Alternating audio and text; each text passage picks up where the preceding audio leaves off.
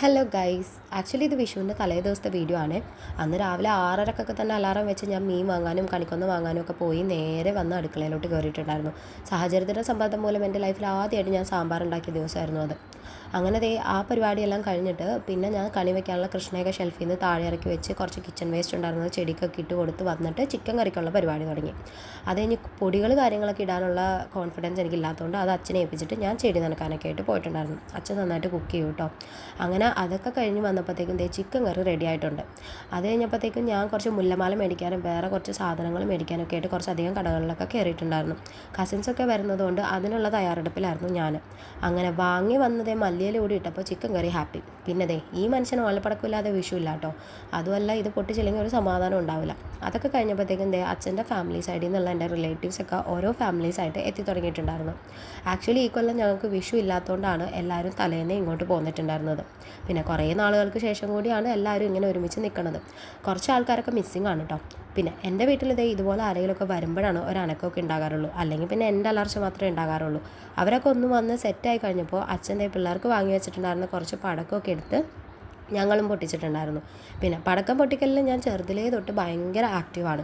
അതാത് പ്രായത്തിന് പറ്റണതല്ലാതെ കുറച്ചുകൂടെ ലെവൽ കൂടിയ സാധനങ്ങളോടാണ് എനിക്ക് പണ്ട് തൊട്ടേ താല്പര്യം. അങ്ങനെ കാലൊക്കെ പൊള്ളിച്ച് പിന്നെ ആ മുറിവ് വെച്ച് ഇങ്ങനെ പഴുത്ത് സീനായിട്ട് പിന്നെ ഹോസ്പിറ്റലൊക്കെ പോയി പച്ചയ്ക്ക് കീറി എടുത്തിട്ടുള്ള വേദന തിന്ന ഓർമ്മകളും കൂടി ഉണ്ട് കേട്ടോ എനിക്ക്. എല്ലാ വിഷുവിനും കറക്റ്റായിട്ട് ആ ഓർമ്മ വരാറുണ്ട്. അപ്പോഴാണ് ഈ കൊല്ലം വിഷുവിന് ഒരു ചക്രം കത്തിച്ച് തിരിഞ്ഞ് നടക്കുമ്പോഴത്തേക്കും അത് പൊട്ടിത്തെറിക്കണത്. ആ ഓട്ടം കഴിഞ്ഞതോടുകൂടി പിന്നെ എല്ലാം വാരി പറക്കി എല്ലാവരുടെ ഫുഡ് കഴിക്കാനായിട്ടിരുന്നു കേട്ടോ. എല്ലാവരോടും ഒരുമിച്ചാണ് ഇരിക്കാറ്. അതാകുമ്പോൾ ഒരുമിച്ച് പണിയും കഴിയും. അതാണല്ലോ എല്ലാവരും കൂടി ഇരുന്ന് കഴിക്കുമ്പോഴാണല്ലോ ഒരു രസം. സോ എല്ലാവരും അവിടെ ഇവിടെയൊക്കെ ആയിട്ട് ഉള്ള സ്ഥലത്തൊക്കെ ആയിട്ട് ഇരുന്നിട്ടാട്ടോ കഴിച്ചിട്ടുണ്ടായിരുന്നത്.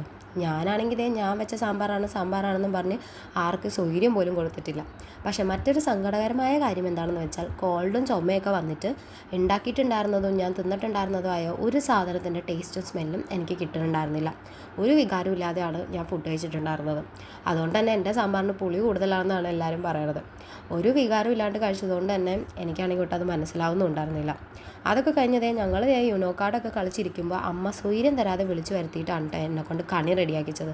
ഞാൻ ഒറ്റയ്ക്ക് വെച്ച് റെഡിയാക്കാത്തതുകൊണ്ട് ചിറ്റി അമ്മ എല്ലാവരും കൂടെ കൈവച്ചിട്ടാണ് കേട്ടോ എല്ലാ ഫ്രൂട്ട്സിനെയും സാധനങ്ങളെ അതിൽ ഇരുത്തിയിട്ടുണ്ടായിരുന്നത്.